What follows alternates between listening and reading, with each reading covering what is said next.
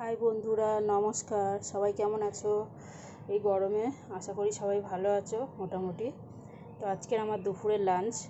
তো দেখো, এখানে সবার আগে বলে দিই, এখানে পান্তা ভাত নিয়েছি, কাঁচা লঙ্কা, এক টুকরো পেঁয়াজ,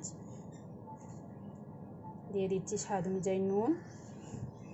আর এখানে নিয়েছি টক ঝাল মিষ্টি চানাচুর এক বাটি। এখানে নিয়েছি আলু মাখা, কাঁচা পেঁয়াজ আর ভাজা লঙ্কা দিয়ে কাঁচা সর্ষের তেল দিয়ে ভেজেছি। এটা হচ্ছে আলু মাখা।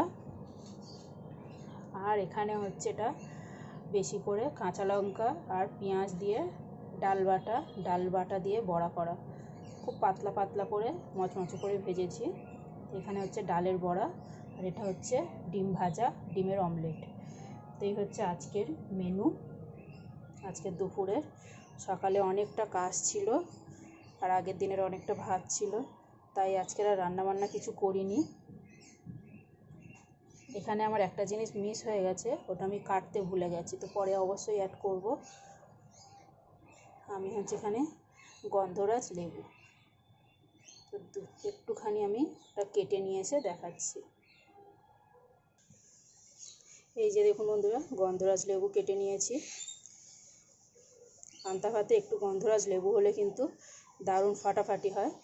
তো আমার আজকের মেনুটা কেমন লাগলো বন্ধুরা, আমাকে কিন্তু জানাতে ভুলবেন না। তো টাটা।